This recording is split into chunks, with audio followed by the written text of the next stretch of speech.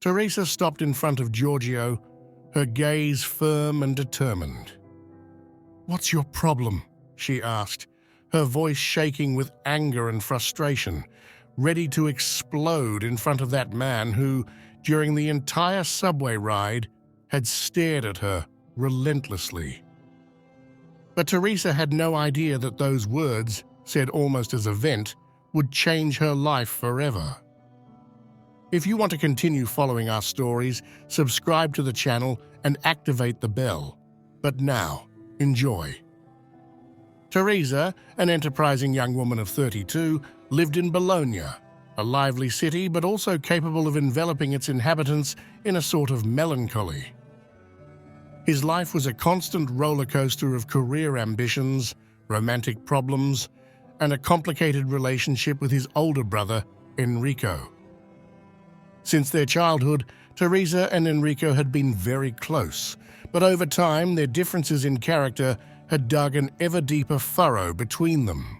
She, lively and impulsive, always looking for new challenges, and he, thoughtful and protective, constantly worried about his younger sister.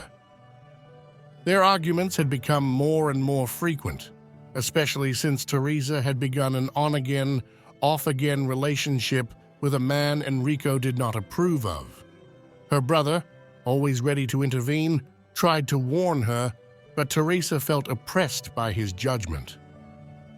"You can't decide about my life," she had shouted during one of their last fights, slamming the door of the house with force.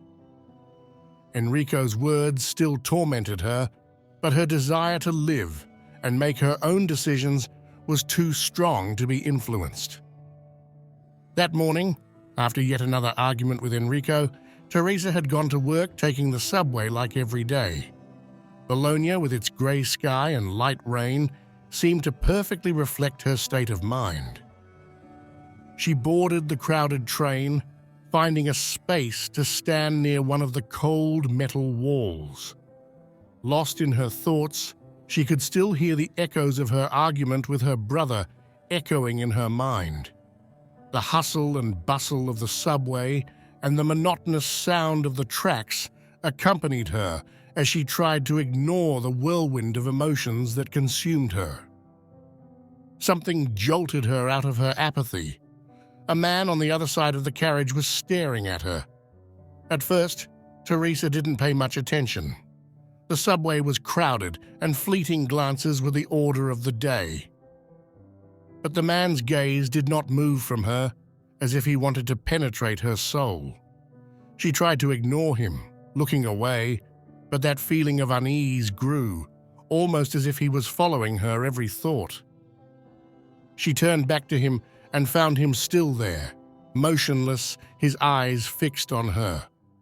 Her discomfort quickly turned to irritation. Why was he staring at her like that? Who was he? And what did he want?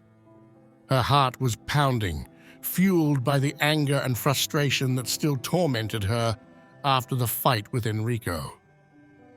Determined to put an end to this surreal situation, Teresa pushed her way through the passengers and with determined steps approached the man. She stopped in front of him, no longer holding back her irritation. "What's your problem?" she asked, her voice full of tension. If you've enjoyed the story so far, please like and subscribe to the channel. Thanks for your support. The man, taken by surprise, seemed to be lost in his own thoughts. He blinked a couple of times, as if he had only just realized the situation. In an uncertain voice, he said, "I'm sorry. I didn't mean to bother you. It's just that you remind me of my sister." Teresa was speechless. It was certainly not the answer she had expected, and the anger that had been devouring her a moment before began to melt away. "Your sister?" she asked, less harshly, curious to understand what was behind those words. The man slowly lowered his gaze, as if every word he was about to utter was too much to bear.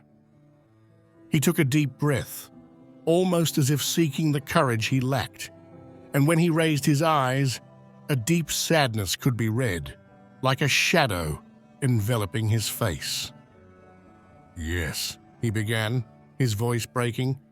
"Today would have been his 30th birthday." His words trailed off for a moment, as if the memory were crushing him. "5 years ago, I lost her in an accident, and—" his voice trembled, filled with regret. "The last time I saw her, we had a fight." His expression, now marked by an ancient and unresolved pain, made Teresa feel every single emotion hidden behind that story.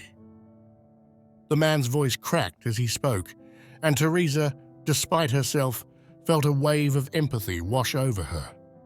The man's eyes filled with tears, and his words sounded painfully familiar in Teresa's mind. Suddenly, all her arguments with Enrico seemed small, insignificant.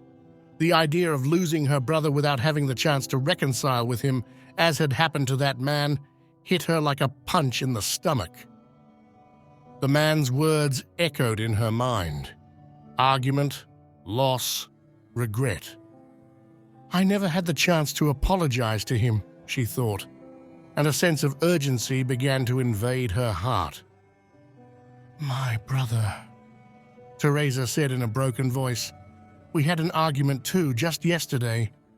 I didn't think something so definitive could happen."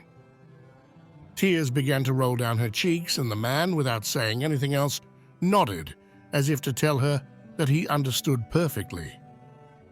"Life is too short," he continued, "to let pride keep us from the people we love." Those words struck a chord in Teresa's heart, making her reflect on everything she was risking. The emotions she felt were mixed.